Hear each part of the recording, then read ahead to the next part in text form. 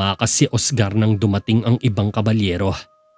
Agad nanlaki ang mga mata ni na Ramon at Nicolas nang madatnang nakahandusay ang dalawa sa tabi ng puno.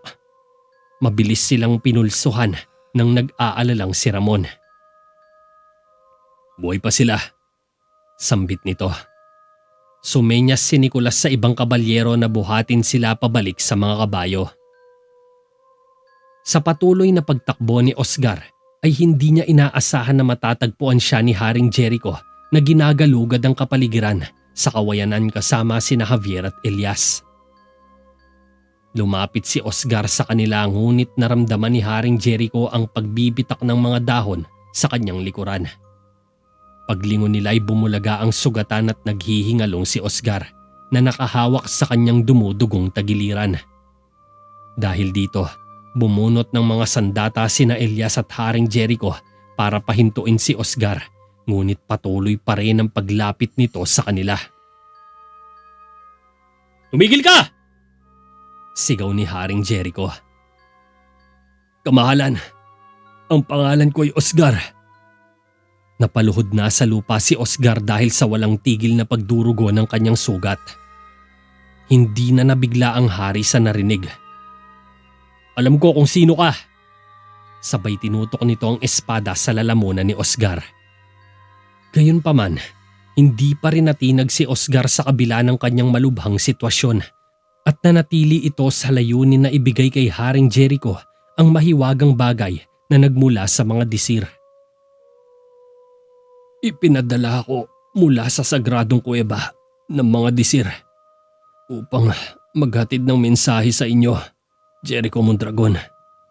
Ang kahapon at hinaharap ay nais kong ipabatid sa inyo, mahal na hari." Naghihingalong sambit ni Oscar. "Anong karapatan mo para magpasya?"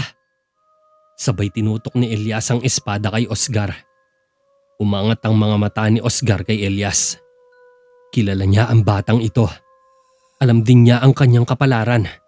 Ang paghatol ay naipasa na at walang kabalyero o hari ang makakapigil ngayon sa disir. "Walang tao ang nasa taas ng disir. Gayunpaman, taong maharlika, tungkulin kong ipasa sa iyo ang kanilang hatol. Isang kakilakilabot na bagay ang mangyayari kapag tumanggi kayo. Ito na ang pinakahuli kong sagradong tungkulin." Hinugot ni Osgar ang mahiwagang barya sa loob ng kanyang balabal. Mabilis na gumalaw si Elias at idiniin ang kanyang espada sa may lalamunan ni Osgar, ngunit hindi man lang kumikilos si Osgar para umatake. "Akin ang kamay mo, Jericho Mondragon." Ni hindi man lang kababakasan ng takot si Osgar. Sumenya si Haring Jericho kay Elias kaya naibaba nito ang sandata. Matapos nito, nakaramdam ng kakaiba si Haring Jericho at kasunod ay kusang gumagalaw ang kanyang katawan na hindi niya maintindihan. Lumalapit siya kay Osgar habang dahan-dahang iniaabot dito ang kanang kamay sa harap ng nakaluhod na si Osgar. Agad nagkatinginan sina Javier at Elias nang mailabas ni Osgar ang mahiwaga at kakaibang barya. Inilagay niya ito sa palad ng hari. Pagkatapos ay tinakpan niya ito ng kanyang mga daliri na animoy may kung anong ritual siyang ginagawa dito. "Sa wakas, ito'y tapos na." Mahinang sambit ni Osgar. "Ano ang kahulugan nito?" Naguguluhan si Haring Jericho. "Ito ay parehong paghatol at kapalaran. Nakipagdigma ka sa mga alipin ng lumang relihiyon. Ngayon, uusikin ka ng mga sinaunang Diyos. Nagbaba na ng pasya ang mga disir, kaya nagsisimula ng magsara ang gulong ng iyong kapalaran. Sapagkat gaya ng mga bulaklak ng Theraveda, ang mga binhi ng kanyang pagkawasak ay inihahasik sa ilalim ng iyong mga paa." Mahabang litanya ni Osgar kay Haring Jericho. "Anong kalokohan ito?" Galit na wika ng batang hari. Hindi pa huli ang lahat, Jericho. Hindi pa huli. Hanapin mo ang totoong landas. Tubusin ang iyong sarili. Wala nang ibibigay pang pagkakataon. Huling katagang lumabas sa bibig ni Oscar matapos itong bumagsak sa lupa na wala ng buhay. Nagkatinginan sina Haring Jericho at Elias sa nangyari, habang naging palaisipan naman kay Javier ang mga sinabi ng disipulong mensahero ng Disir. Makalipas ng kalahating oras, natagpuan na lang ni Elias si Javier sa bandang masukal na bahagi ng kakahuyan na gumagawa ng libingan para kay Oscar. Inilalagay ni Javier ang isang pangwakas na bato sa ibabaw ng isang maliit na tumpok ng mga ito. Tumingin siya sa puntod at malungkot na sinuri ang nagawang katahimikan. Isang sanga ang pumutok sa likod niya. Napalingon siya at nakita si Elias. Lumapit sa kanya ang batang druid pero kasunod nito ay ipinaalala sa kanya ni Elias na ang mga mangkukulam ay hindi pinahihintulutan na magkaroon ng disenteng libingan.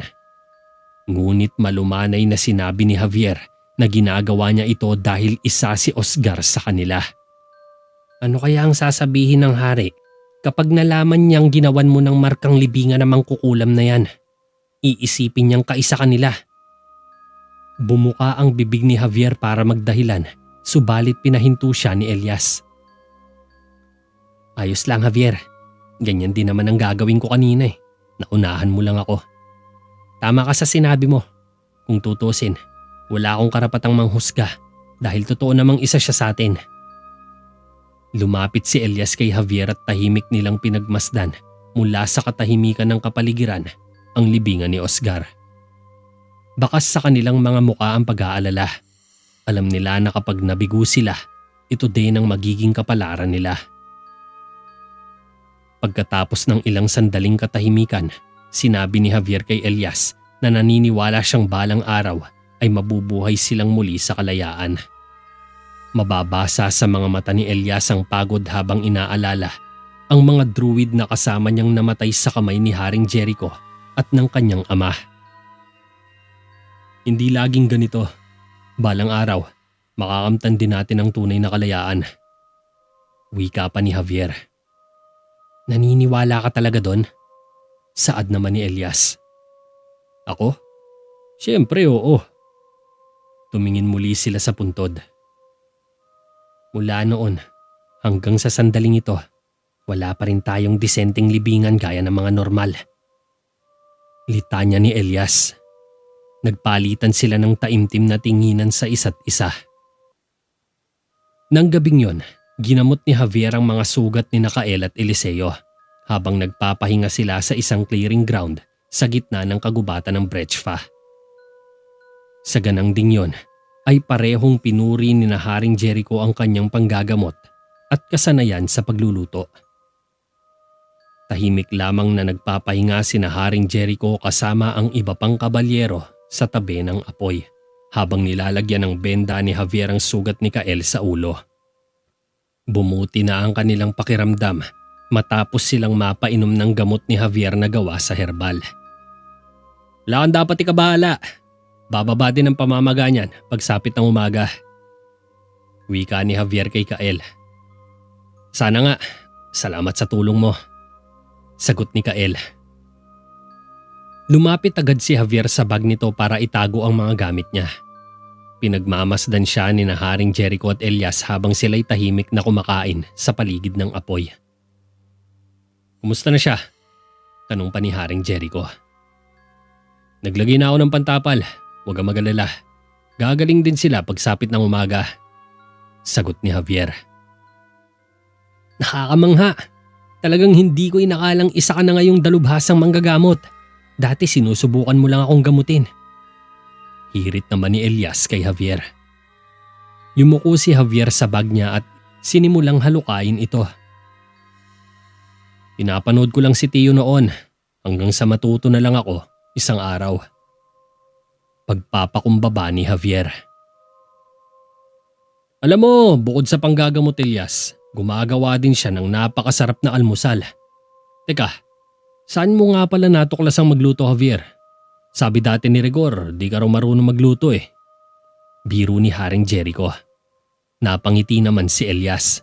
Ngunit hindi ito pinansin ni Javier dahil biglang sumagi sa isip niya si Oscar at yung mga huling sinabi nito kay Haring Jericho bago binawian ng buhay. Mukhang napikon ko yata. Pasensya na. Halika Javier, magpainit ka muna. Uminom ka. Paanyaya ni Haring Jericho habang nagtotoast sila ng mga tasa ni Elias dahil sa matagumpay na natapos ang kanyang unang misyon.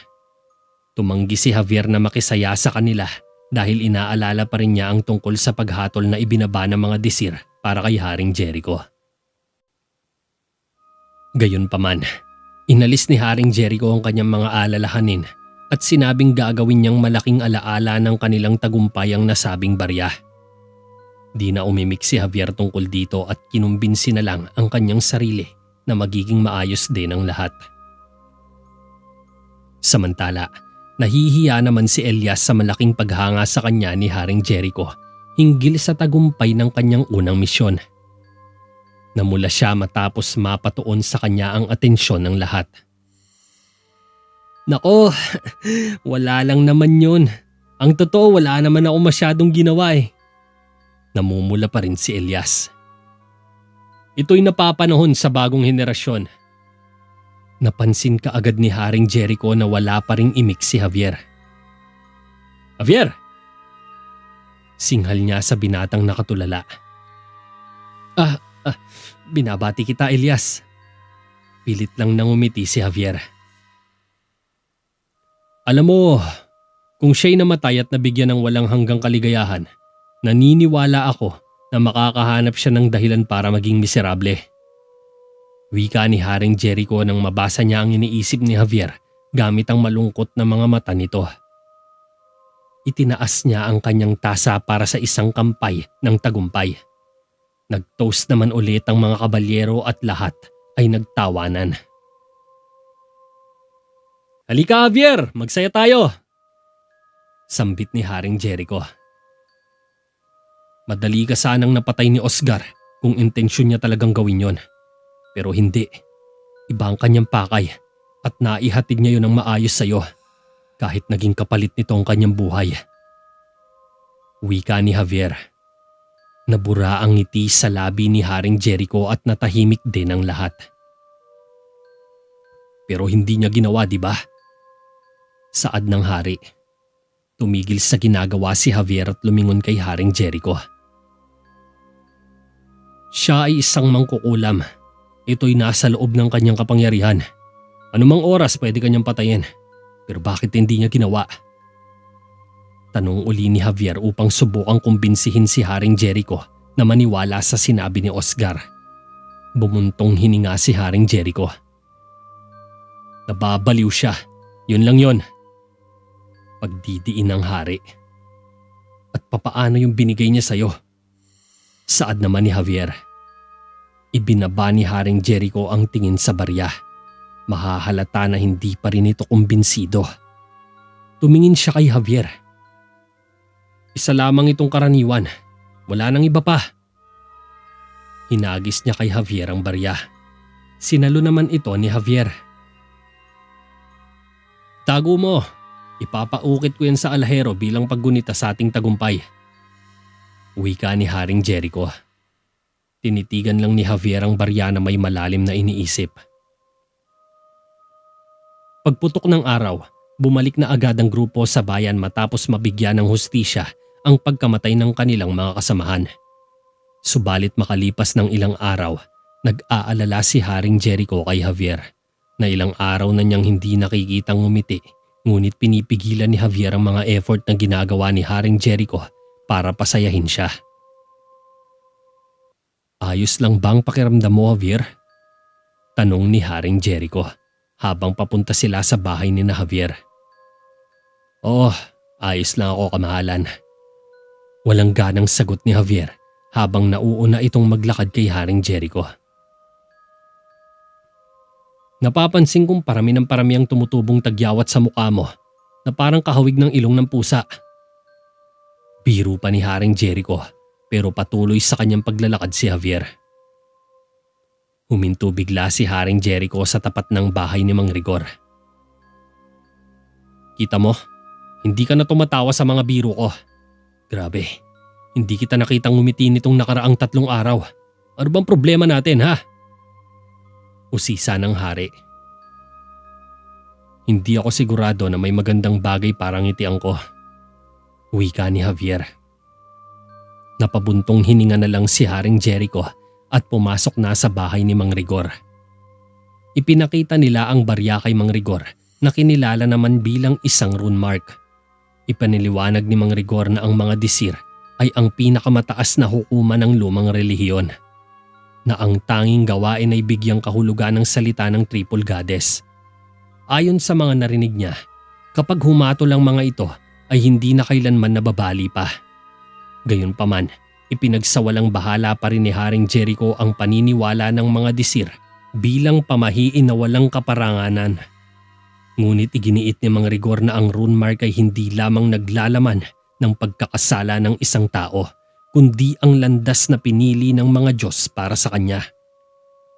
Tahasang sinabi ni Haring Jericho na nasa kanyang mga kamay ang paggawa ng sariling landas at walang karapatan dito ang mga disir. Ngunit tumugon naman si Mang Rigor na kapag ang isang tao ay nasa taus-pusong pagsisisi sa kanyang mga kasalanan, maaaring lumitaw ang Triple Goddess sa isang pangitain tulad ng isang kumikislap na liwanag sa gabi at mababago nila ang kanyang kapalaran. Maliban pa dito, binalaan din ni Mang Rigor si Haring Jericho na mag-ingat sa pagtanggi sa paniniwala ng ibang tao dahil maaaring may katumbas na sumpa o salot ang taong nabigyan ng rune mark. Pati ba naman ikaw, Mang Rigor? Maniniwala sa mga kalokohan ng mangkukulam na yon? Ani Haring Jericho. Hindi po masamang maniwala, lalo't sa panahon natin.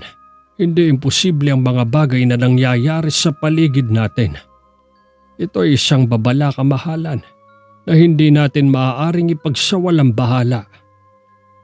Sambit ni Mang Rigor. Kung ganun, ipaliwanag mo pa ang lahat ng nalalaman mo tungkol sa baryang yan at saka ako magdidesisyon kung dapat ko bang tanggapin ito. Wika ni Haring Jericho. Noong nakaraan, sa panahon ng mga punong saserdote ng lumang relihiyon, ang markang ito ay pumukaw ng matinding takot sa sinumang pagkalooban nito upang linisin ang kanilang mga kasalanan. Ngunit nang ito'y mailipat sa kataas-taasang korte, ang mga disir sa panahong yon ay gumawa ng sariling paghuhukom. At kung sino man ang mahatulan, hindi lang ang katawang lupa niyang mapaparusahan, kundi pati ang kanyang kaluluwa ay susunugin sa impyerno. Paliwanag ni Mang Rigor na ikinagulat naman ni Javier. Ang disir? Narinig ko itong binanggit ni Oscar. Sino ba sila, Tio? Seryosong tanong ni Javier sa matanda. Kagaya ng sinabi ko, sila ang pinakamataas na hukuman ng lumang relihiyon. 3 babae ang pinili mula sa kapanganakan upang sanayin bilang maging tagakita tsaka manghuhula.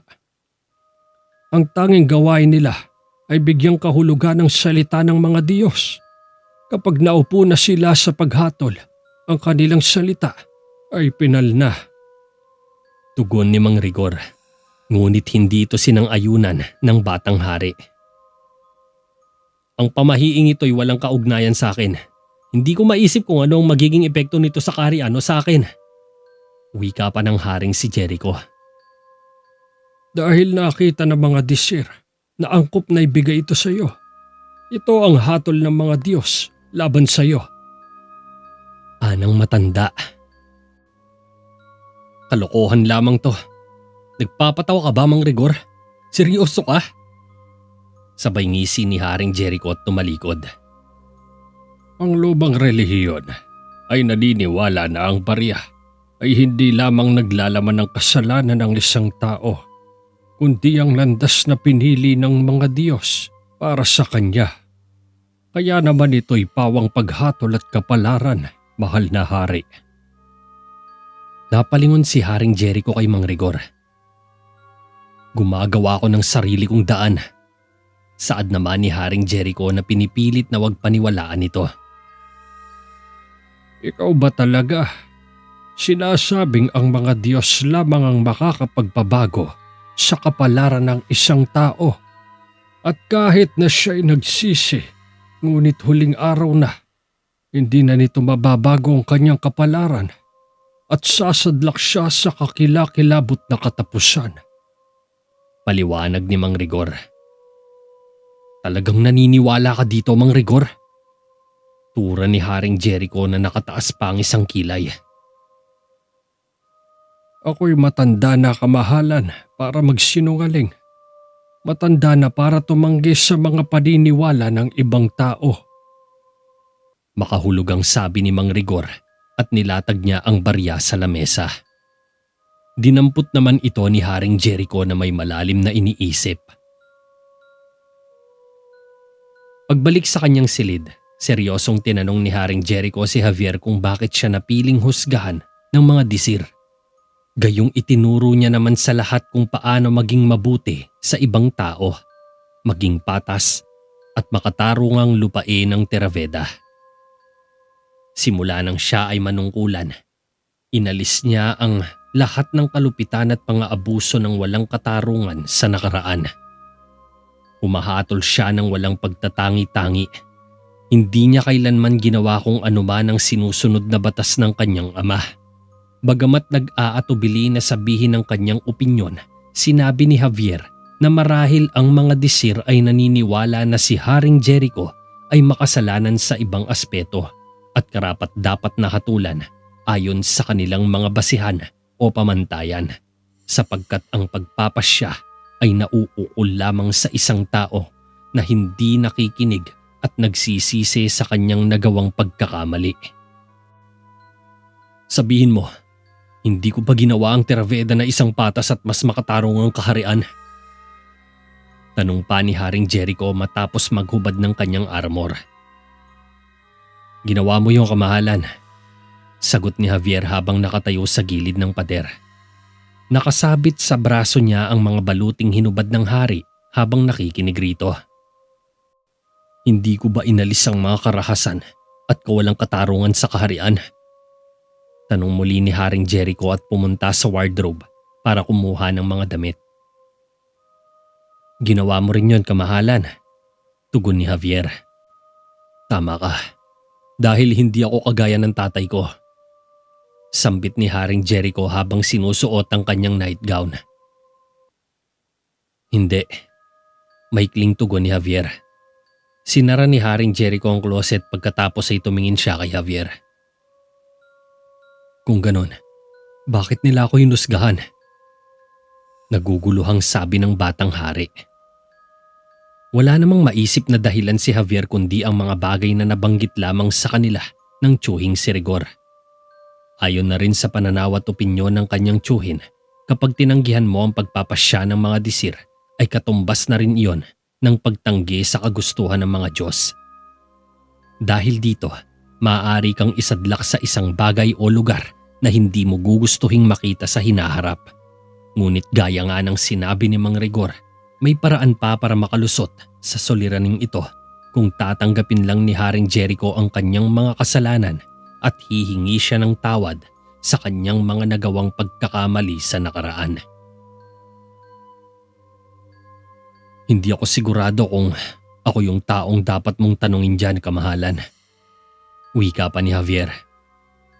Pwes, tinatanong kita, Javier, lalaki sa lalaki. Hindi ba pwedeng humingi ako ng payo sa'yo? Saad ng hari. Bueno, marahil sa tingin nila'y karapat-dapat kang hatulan dahil sa iilang mga dahilan. Tugon ni Javier. Anong ibig mong sabihin dyan? Pagtataka naman ni Haring Jericho. Pumunta ito sa screen at kinuha niya ang sinturon niya na nakasabit sa ibabaw ng dressing screen. Katulad ng sinabi ko, ang paghatol ay nauukol lamang sa isang taong ayaw makinig sa mga sinasabi sa kanya at binabaliwala ang mga kasalanan niya. Sagot ni Javier. Sa tingin mo, dapat ko ba silang seryosohin? Tanong ni Haring Jericho na medyo nauunawaan na rin ang lahat. Sa tingin ko, yun lang ang magagawa mo. May naiisip ka bang ibang paraan bukod doon? Balik tanong ni Javier. Hindi, wala na. Salamat sa opinyon mo, makakaalis ka na. Sagot ni Haring Jericho na medyo napapaisip na din kung dapat ba niyang tanggapin ang ganitong pagsubok na iniatang sa kanya ng makapangyarihang mga Diyos. Matapos nito, lumabas ng bayan si Javier upang humingi ng payo kay Gamora. Sa ibabaw muli ng maliit na burol siya pumunta kung saan mula dito ay ipinaliwanag ng dakilang dragon na ang mga disir ang tagapagsalita ng Triple Goddess. At sila ang gumagawa ng pagtatakda sa kapalaran ng isang tao. Ipinaliwanag niya din kay Javier na ang rune mark ay siyang humula sa kamatayan ni Haring Jericho bago man ito masilip ni Javier mula sa isang pangitain sa kuweba. Gayunpaman, binalaan ni Javier na ang mga ganitong bagay sa hinaharap ay hindi gaanong malinaw at hindi lahat ng mga landas ay humahantong sa pagkawasak ng sinuman. Bukod rito, binanggit din ni Gamora na ang kapalaran ni na Elias at Haring Jericho ay pinagsasama tulad ng mga tuyong dahon sa paligid ng isang puno. At dagdag pa niyang kung may pagkakataon pa si Javier na patayin si Elias, hindi siya dapat mabigo. Alam mo, tamang-tama lang ang pagtawag mo sa akin, Javier. Ang mga disira hindi lamang sila humahatol, kundi nagdadala din sila ng mga salot. Ngayong naitakda na nila ang kapalaran ni Jericho, walang sino man ang makakapagpabago nito, kundi ang taong binigyan ng hatol. Wika ni Gamora. Ano ang magiging katapusan nito? Tanong ni Javier. Ang mahiwagang barya ang siyang salamin sa hinaharap. Malas lang ni Jericho dahil nasilip ng mga disir ang kanyang hinaharap. Anang dragon. Kailan mamamatay si Jericho? Saad ni Javier. Tulad ng lagi kong sinasabi, ang hinaharap ay hindi pa malinaw. Dapat alam mo na yun sa ngayon. Maraming tao ang nakakaiwas sa pagkasira dahil mas pinili nilang magsisi kaysa manatili mula sa mga baluktot nilang paniniwala, gaya na lamang ni Argo na humantong sa pagkawasak. Paliwanag ni Gamora. Sumagi sa isip ni Javier ang magiging papel ni Elias sa malagim na kapalaran ni Haring Jericho. Hahantong ba sa huli sina Elias at Jericho? Ani Javier. Ang batang druid, ang kanyang kapalaran at kapalaran ni Jericho ay naikasa na tulad ng mga pinagbubuklod na galamay gamo sa isang paligid ng punong kahoy. Matalinhagang tugon ni Gamora. Natatakot ako sa magagawa niya. Pag-aalala ni Javier. May maganda kang dahilan para pagdudahan siya dahil siya talaga ang druid na nakatakdang pumatay kay Jericho sa huli. Sambit ni Gamora. Pues, wala ba akong magagawa para pigilan siya? May baka pa bang paraan dyan? Tanong pa ni Javier. Minsan, para mailigtas ang puno, dapat putulin ang nakakasira dito. Nagkaroon ka na sana ng pagkakataong patayin siya pero hindi mo ginawa. Kung meron ka pang naiisip na paraan, dapat mo na sigurong simulan bago mahuli pa ang lahat. Sabay lumipad palayo si Gamora at ito'y nawala sa paningin ni Javier matapos matakpan ng madidilim na mga ulap sa gabi. Samantala, tahimik na nagmumuni-muni si Haring Jericho sa lamesa habang iniikot-ikot sa kanyang mga palad ang barya. Pumasok sa silid si Reyna Michelle na may dalang tray ng pagkain ni Haring Jericho. Napansin niyang lagi na lang itong balisa simula nang makabalik sila sa kanilang misyon sa kagubatan ng Brechfa. Naisip ni Reyna Michelle na ito na marahil ang panahon upang kausapin ang asawa tungkol sa iilang mga bagay na nagpapagulo sa isipan nito. Jericho, akala ko baka gutom ka na. Wala kang kinain kanina sa hapunan. Saad ni Reyna Michelle nang mailatag niya ang tray sa lamesa ni Haring Jericho. Salamat dito. Ngunit napansin ni Reyna Michelle na bumalik na naman ang asawa sa pagmumuni-muni nito. Marahil ay iniisip niya ang nangyari kay Oscar at dahil dito'y kinokonsensya ni Haring Jericho ang sarili niya. Isa siyang baliw at desperadong tao. Ikaw na mismo ang nagsabi niyan, Jericho. Sambit ni Reyna Michelle. Tama si Javier. Maaari niya na sana akong patayin. Ngunit sa halip ay naisip niya na mas mahalagang ibigay ito sa akin. Sabay ipinakita ni Haring Jericho ang barya. Ibinuwis niya ang buhay niya para lamang sa bagay na yan. Dagdag pa ni Haring Jericho. Sinong makakaunawa sa isip ng isang panatikong tulad ng baliw na si Oscar? Galit pa rin ang Reyna kay Oscar dahil sa pagtatangka nitong pagpaslang sa asawa.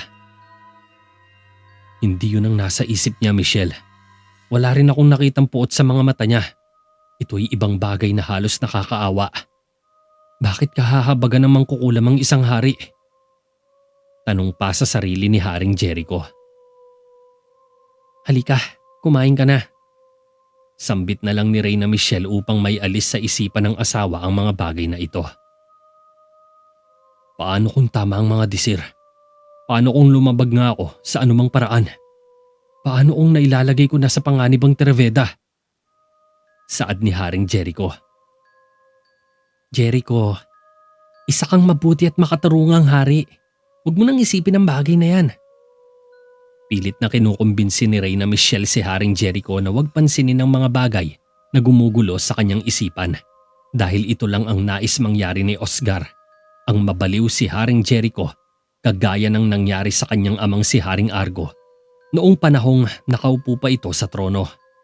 Pero sinabi ni Haring Jericho na magkaiba sila ng tadhana ng kanyang ama at magkaiba ang kanilang paniniwala at pananaw sa buhay.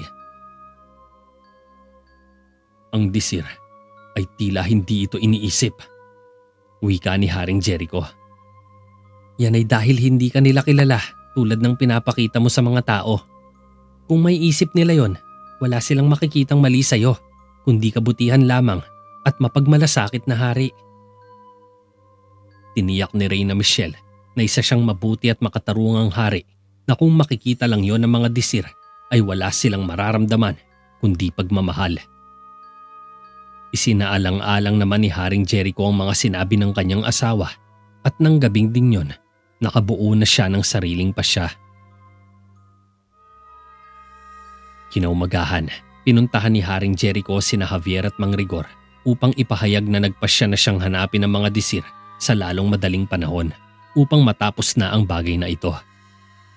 Habang kumakain ng almusal, narinig ng magtsuhin ng malalakas na katok sa pinto. Nagkatinginan ng dalawa dahil wala naman silang inaasahang bisita ng araw na yon. Itinigil sandali ni Javier ang pagsubo ng almusal. Huli na ba ako? O baka nasobrahan lang ako ng tulog? Masyado pa namang maaga, di ba? Litanya ni Javier sa tsuhin sa pag-aakalang late na naman siya sa trabaho. Aba, malay ko. Bakit akong tinatanong mo? Hindi pa nga gaanong sumisikat ang araw eh. Sabay iiling-iling na pinuntahan ni Mang Rigor ang pinto upang alamin kung sino ang kumakatok sa labas ng kanilang pamamahay. Kamahalan, napaaga at ang dating ninyo. May halong gulat na bulalas ni Mang Rigor. Pumasok naman si Haring Jericho at diretsahan niyang tinanong kung saan makikita ang mga disir. Hindi sigurado si Mang Rigor sa kanyang plano, ngunit sinabi sa kanya na ang mga disir ay nanatili sa Caerlan Rai, isang matandang kuweba na matatagpuan sa makakapal na mga bakawan ng Black Mountains. Ayon sa pagkakatanda ni Mang Rigor, bihira lang magtungo ang mga disir sa lugar, subalit kapag may hinahatulan silang isang makasalanan, ay naglalagi sila ng humigit kumulang 1 buwan sa nasabing kuweba. Nagtataka naman si Mang Rigor kung bakit naisipan ni Haring Jericho na pumunta doon, gayong ang naturang lugar ay lubhang delikado para sa kanya. Ngunit sinabi naman ni Haring Jericho na kailangan niyang gawin ito alang-alang sa kapakanan ng Treveda at sa kanyang mga mamamayan na tahimik na naninirahan sa bayan. Sigurado ka bang doon ko talaga sila makikita? Baka may iba pa silang pinagkukutaang lugar. Paniniguro pa ni Haring Jericho subalit umiling si Mang Rigor matapos dilaan ang mga daliri niyang puno ng pulot-pukyutan. Kamahalan, matanda na ako, pero sinasabi ko sa iyong malinaw pa ang memorya ko. Sambit ni Mang Rigor. Pwes, kung ano man ang nalalaman mo sa kanila, sabihin mo na sa akin agad. Ikaw lang ang nag-iisang taong alam kung saan sila mahahanap. Ani Haring Jericho.